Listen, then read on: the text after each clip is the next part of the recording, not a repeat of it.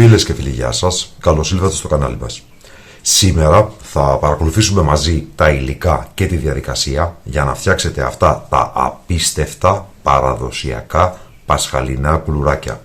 Είναι κουλουράκια τύπου Σμύρνης, τα σμυρνέικα που λέμε δηλαδή, με αγνό βούτυρο. Πάμε λοιπόν να παρακολουθήσουμε μαζί τα υλικά και τη διαδικασία για την εκτέλεση της συνταγής μας. Διαβάζω λοιπόν από το οικογενειακό τετράδιο συνταγών 500 γραμμάρια βούτυρο, με την υποσημείωση ότι μπορούμε να βάλουμε 250 γραμμάρια βούτυρο και 250 γραμμάρια μαργαρίνη για να έχουμε καλύτερο αποτέλεσμα. 360 γραμμάρια ζάχαρη, 180 γραμμάρια άχνη ζάχαρη, 4 βανιλίνες, 1 πρέζα αλάτι, 40 γραμμάρια baking powder, 2 φακελάκια, 4 αυγά με γάλα, 40 γραμμάρια γάλα ευαπορέ και 1,5 κιλό αλεύρι καλής ποιότητος. Θα πλάσουμε τα κουλουράκια, θα αλείψουμε την επιφάνειά τους με μείγμα από αυγό και γάλα και θα ψήσουμε στους 170 βαθμούς Κελσίου για περίπου 22 με 25 λεπτά. Πάμε λοιπόν να ξεκινήσουμε. Ξεκινάμε λοιπόν με 250 γραμμάρια βούτυρο και 250 γραμμάρια μαργαρίνη, συνολικά δηλαδή 500 γραμμάρια. Το βούτυρο καλό είναι να είναι σε θερμοκρασία δωματίου, αλλά επειδή θα κάνουμε όλη την Παρασκευή με τα χέρια, εγώ σας συνιστώ να το βάλετε στα μικροκύματα και να λιώσει. Θα κάνετε πολύ πιο εύκολη τη ζωή σας και κατά την Παρασκευή και κατά το πλάσιμο. Εδώ λοιπόν έχουμε λιώσει το βούτυρο, το οποίο θα το βάλουμε σε ένα μεγάλο μπολ.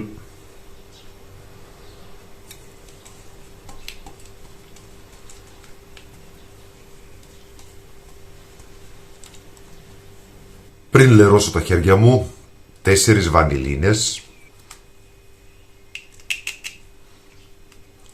Τις βάζω ανά 2, γιατί δεν είμαι η θεά καλή, δεν έχω πολλά χέρια, έχω 2 χέρια. 1 πρέζα αλάτι, 320 γραμμάρια κρυσταλλική ζάχαρη και 160 γραμμάρια άχνη ζάχαρη. 40 γραμμάρια, δηλαδή 2 φακελάκια baking powder.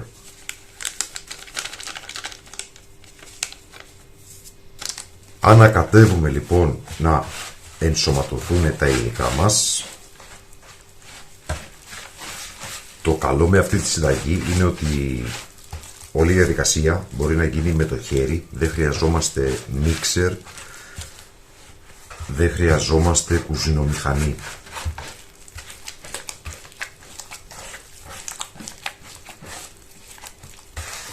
Και επειδή έχουμε λιώσει το βούτυρο, η διαδικασία γίνεται πάρα πολύ απλή.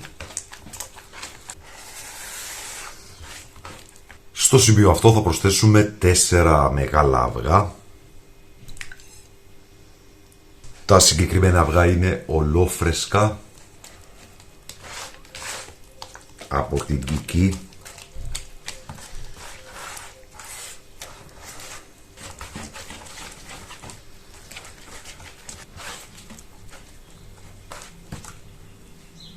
Θα προσθέσουμε 40 γραμμάρια γάλα ευαπορέ. Εννοείται ότι μπορείτε να χρησιμοποιήσετε και φρέσκο γάλα, αλλά η εμπειρία δείχνει ότι το ευαπορέ δίνει ένα καλύτερο αποτέλεσμα.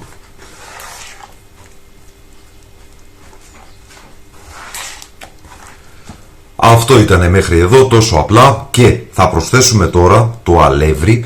Θα χρειαστούμε περίπου 1,5 κιλό αλεύρι.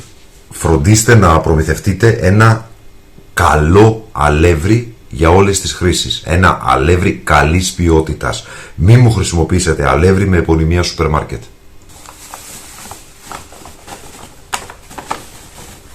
Για αρχή έβαλα το 1 κιλό και όταν το απορροφήσει θα προσθέσω σταδιακά το υπόλοιπο μισό κιλό. Στο σημείο αυτό να επιστήσω την προσοχή σας στο εξής. Μπορεί να χρειαστείτε 1-2 κουταλιές λιγότερο ή περισσότερο αλεύρι, γεγονός που έχει να κάνει με το μέγεθος των αυγών. Και θα ανακατέψουμε μέχρι να ομογενοποιηθεί η ζύμη.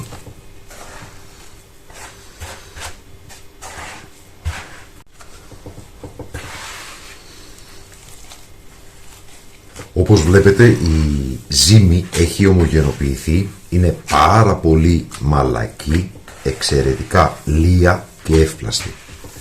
Στο σημείο αυτό έχουμε δύο επιλογές. Επιλογή πρώτη, ξεκινάμε να πλάθουμε τα κουλουράκια. Επιλογή δεύτερη, τυλίγουμε την ζύμη σε διάφανη μεμβράνη και την τοποθετούμε στο ψυγείο, όπου μπορείτε να πλάσετε μέσα στις επόμενες 8 με 10 ώρες. Όπως όμως και να έχει, θα πρέπει να γνωρίζετε το εξής. Εμένα, όπως βλέπετε, η ζύμη πλάθεται πάρα πολύ εύκολα. Αν για κάποιο λόγο δεν πλάθεται και θρηματίζεται, που μπορεί να συμβεί αν έχετε βάλει παραπάνω αλεύρι, σε αυτή την περίπτωση θα βάλετε τη ζύμη στο ψυγείο για μισή ώρα να σφίξει το βούτυρο και με τον τρόπο αυτό θα πλάθετε ευκολότερα. Πάμε λοιπόν να πλάσουμε τα κουλουράκια μας. Θα βάλουμε λοιπόν μία μικρή ποσότητα ζύμης σε μία καθαρή επιφάνεια και θα χωρίσουμε σε μπαλάκια. Νομίζω στα 40-50 γραμμάρια το καθένα είναι καλά. Αν θέλετε να τα ζυγίσετε για να σας βγουν και ομοιόμορφα, εγώ δεν θα τα ζυγίσω πλέον, θα τα κάνω με το μάτι από εμπειρία. Θα κόψω λοιπόν μερικά μπαλάκια για να σας δείξω μερικά κλασικά παραδοσιακά σχέδια. Τα σχέδια λοιπόν που εγώ έμαθα από την μητέρα μου, την κυρία Ευαγγελία, είναι τα εξής. Φτιάχνουμε ένα μπαστούνάκι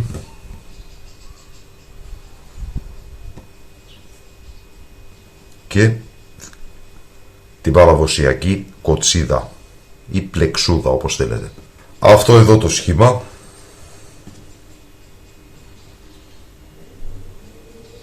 ένα άλλο που μοιάζει με το προηγούμενο αλλά είναι στρογγυλό,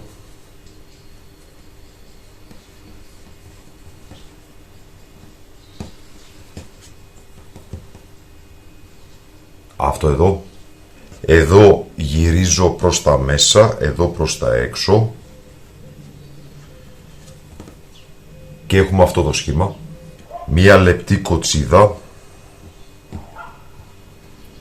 την οποία εδώ την κλείνουμε και δημιουργούμε αυτό το υπέροχο στεφανάκι. Εδώ και διπλώνουμε προς τα μέσα.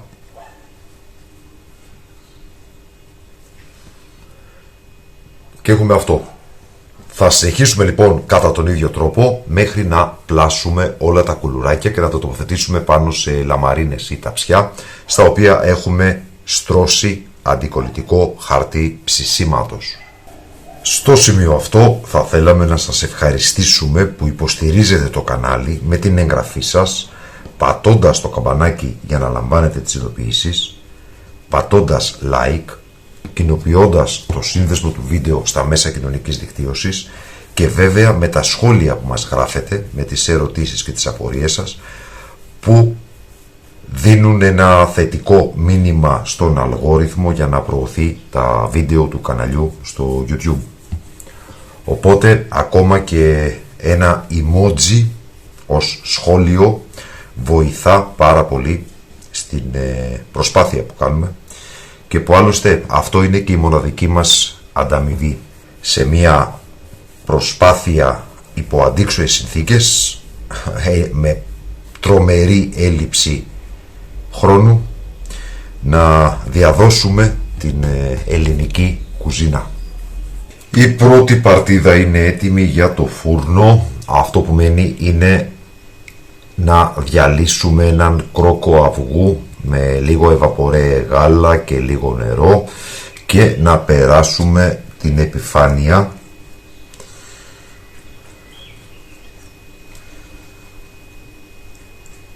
στο πλάσιμο. Δεν είμαι πάρα πολύ καλός γενικά στα καλλιτεχνικά δεν είμαι πάρα πολύ καλός.